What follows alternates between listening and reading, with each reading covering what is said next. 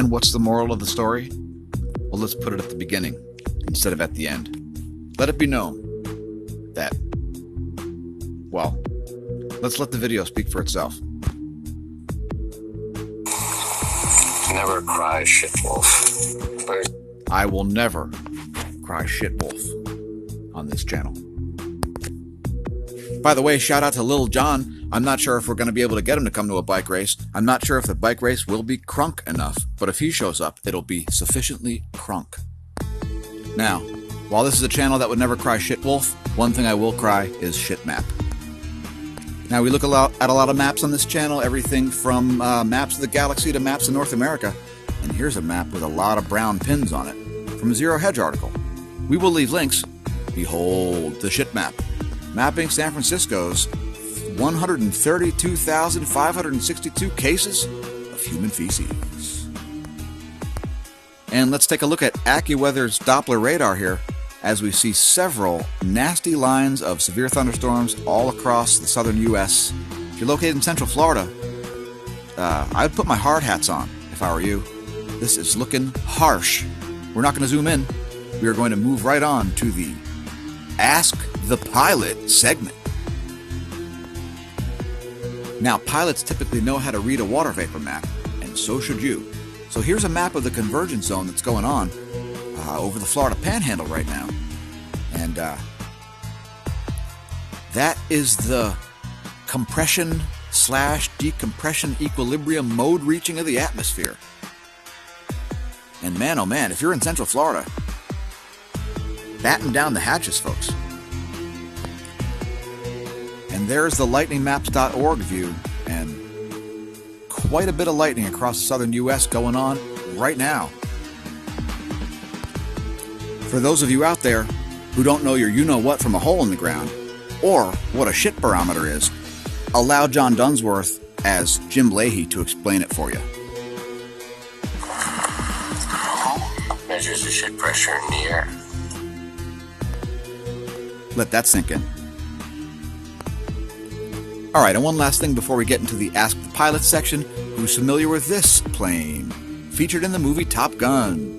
The swept-wing dual-engine F-14 Tomcat. A thing the size of a tractor trailer disguised as a fighter/strike aircraft. So let's leave that graphic on there while I go to the first Ask a Pilot random question. Ask a Pilot a random question section. First question. Were you aware that the F-14 Tomcat and the Phoenix missile system are only used by Iran nowadays? Alright, here's the real question. What's the weirdest military plane you ever saw while flying a commercial aircraft? My money is on the fact that it's not an SR-71 Blackbird or a B-2 Spirit. Anyway, he was not aware that only Iran flies the F-14 Tomcat nowadays. But the most memorable encounter with a military aircraft was a C-5 Galaxy, who crossed their path 1,000 feet below, and they were still affected by the wake turbulence. It was a single thump, not enough to cause problems, but unexpected because you are usually safe when you're 1,000 feet above or below the target aircraft. Anyway, this particular pilot was not aware that the F-14 is only flown by Iran. We think there should be a new B-movie shot, a B-movie version of Top Gun called Top Jihadi Gun. And they could maybe have some Death to America chants or slogans on the planes, or yelled by the pilots. Also, in related aviation stuff, were you aware that Bill Burr has a rotating wing license, which means he can fly helicopters? And the next question was about cosmic rays. So, that week's super serious Ask a Pilot a Random question was, what are your thoughts on the implications of cosmic rays on pilots and flight crews versus the implications of cosmic rays on passengers? And the pilot's response was, I'm aware you get more ionizing radiation the higher you go and the closer to the poles you go, and then leaves a link, which we will leave in the description, which the CDC basically lists cosmic rays as a hazardous material. Something that you'd be exposed to on a thing like a materials safety data sheet at work. Here's the rest of the response. He states, operationally, we don't flight plan based on radiation exposure. He does not fly as much as schedule holders, as he is a reserve pilot. And usually domestic trips have less exposure than if he went to Europe all the time. So when you go to Europe, especially on the way back, you get very close to the pole, as I did in 2008.